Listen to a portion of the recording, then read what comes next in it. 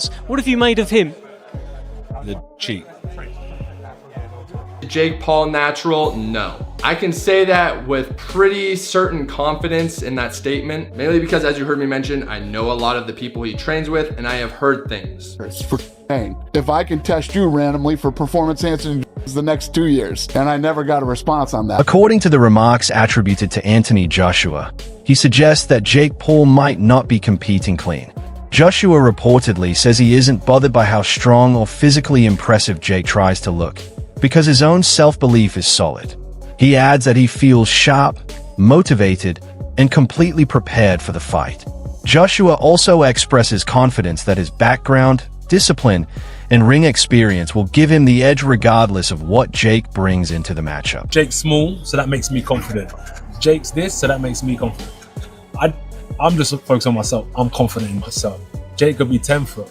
I'm confident in myself. That's what I'm saying. It's not about how he is. I just really I've got a good team. I've been through ups and downs. I've stood the test of time. I'm passionate. I'm hungry.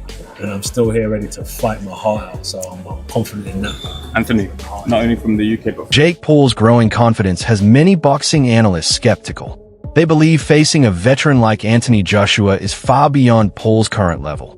Joshua's experience, conditioning, and natural athletic ability set him apart, leading fans and experts to question whether Paul is truly prepared for such a high-level matchup. Jake Paul natural? No. I can say that with pretty certain confidence in that statement, mainly because, as you heard me mention, I know a lot of the people he trains with and I have heard things. Now let's give Jake the benefit of the doubt, right? He's able to restrain from the peer pressure that everyone's putting on him to hop on these certain compounds. Then that would be cool to train natural, do what he needs to do. But the thing is, his body composition has changed so much, his explosiveness, his power, and yes, that comes with training and time. But I find it very, very suspicious that for some reason, whenever a drug test gets brought up, for instance, when Fury wanted that in the contract, Jake Paul turns them down. So you should think to yourself, it's probably because he's not natural. Now I want to make it clear, I don't care whether Jake Paul is natural or not.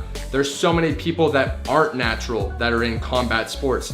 In fact, Tyron Woodley probably is also not natural. Everyone wants that little edge over their competition, and that's where drugs and anabolics come into play. There's certain compounds that are out there that just increase your explosiveness immensely, your recovery, so that you can stay in the same weight class, which is very important for combat sports, whether that's boxing, UFC, whatever type of combat sport you're doing. So that is why you guys have seen so much improvement from Jake Paul. Of course, he has a great circle around him, great trainers, great coaches, a great regimen, but definitely anabolics play a very fundamental role in that. They allow him to train as hard as he does. They allow him to increase his power and speed. And of course, when you think of those concepts, that's essentially the recipe. Deontay Wilder has added to the debate by suggesting the fight's outcome could be shaped more by business agreements than pure competition.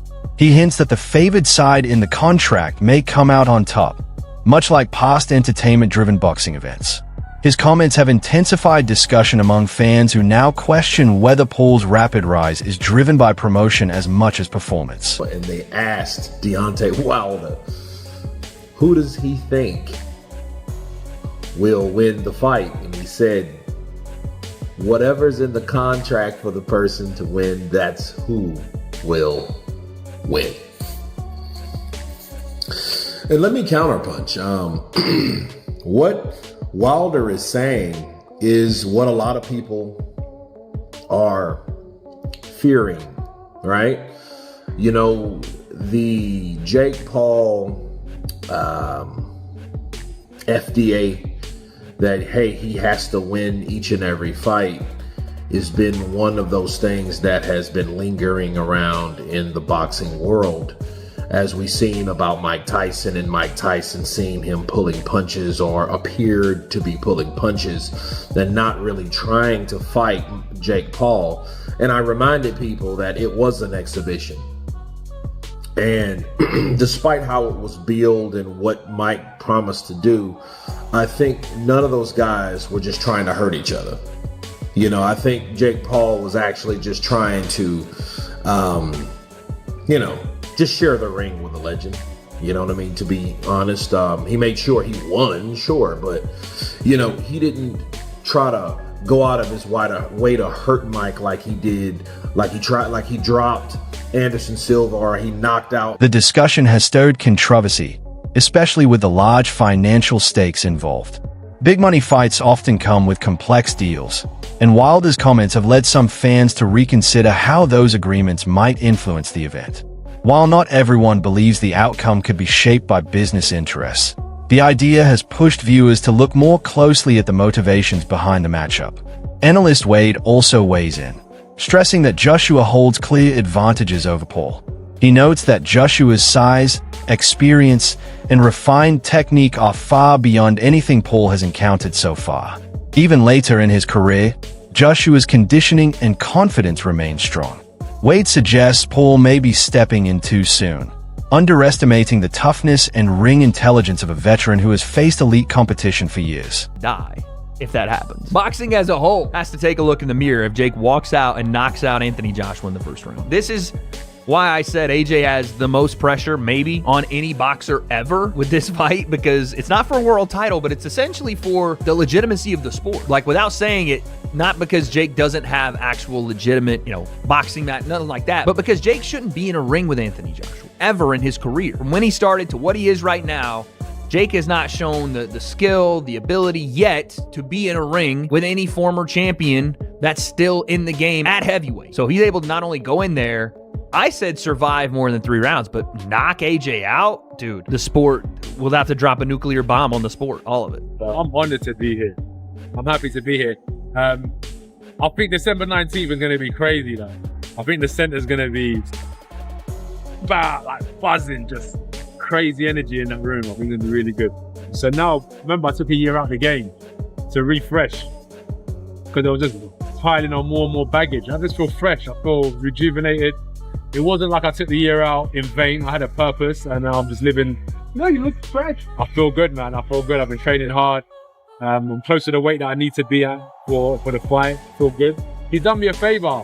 Walking around bulky and heavy. I feel quick. I feel amazing. So I'm looking forward to the fight. Oh no, dude, the weight's gonna backfire now too. That's what you're telling me? You're telling me that Jake having AJ cut the weight down to 245 is actually gonna make him more of a machine? It's gonna help his gas tank. It's gonna help him be lighter and quicker on his feet. The things that Jake said he's not. It's gonna help him feel more loose and not as stiff. Fuck! Backfiring again, everything. Damn, dude, because he's already a big guy, and that makes sense. One of the things that you naturally do in a boxing camp is lose weight by doing cardio and obviously training and sparring and everything. But now all you're doing is having AJ get in better shape because he's just going to run more. He's already on weight, apparently. By the way, this him saying this all was from a video 3.5 weeks ago. But when you go to AJ's Twitter, this is December 4th. Joe Rogan has voiced doubts about Jake Paul's strategy, saying that even at this stage of his career, Joshua is still highly conditioned and confident.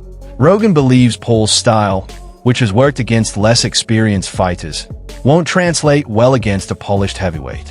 He points to Joshua's championship background, ring IQ, and ability to handle pressure as major advantages. Rogan also highlights the mental challenge of facing a top-tier opponent and suggests that Paul may be risking a setback if he underestimates the level of competition. This is a 34-year-old Anthony Joshua. This is a terrifying human being. Terrifying. Again, a guy who survived Usyk twice. You saw what Usyk did to Dubois? You see Usyk take out Dubois?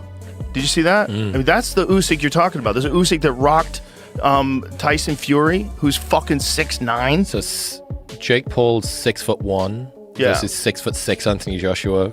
Jake weighed in for the Tyson fight at 199. Yeah. Joshua against Ngannou was 252. 6'6". Not just 6'6", but 6'6", and knows how to use every fucking inch of it. Knows how to keep that stick in your face. He was keep that jab in his face, and that right hand, if it hits you, you're fucked. And he's not worried about you the way he's worried about Usyk. You can't move like Usyk. You can't constantly be frustrating and overloading his nervous system. Usyk is overloading every aspect of your senses at every moment. He's constantly moving, and then punches are coming, and he loops punches around your guard, and he's constantly shifting his feet, and you think he's going to be there, and he's over here, and it's like this overload of thinking. It's not a casual, relaxed fight where you can kind of move move around and get your groove, and he's going to stay on the outside and you're going to, no, it's just constant. He survived that guy twice. He survived, in my opinion, the most skillful heavyweight of all time, twice. And you're going to go boxing? And the toughest guy you fought before was 40 years old Anderson Silva? That was the toughest guy so far you fought? You've lost to Tommy Fury, who's a very good boxer, but this is a giant Olympic gold medalist heavyweight. I mean, Anthony Joshua is fucking Here's terrifying. the thing that nightmares are made of. And he's got that one punch. Frank Smith comments on Paul's claim that Joshua is vulnerable to punches, noting that Joshua's career shows strong resilience and stamina. While Paul's confidence may excite fans, Smith warns that underestimating a fighter of Joshua's level is risky. He expects a lively first round with quick exchanges, but cautions that early excitement doesn't guarantee Paul can maintain success against an experienced champion.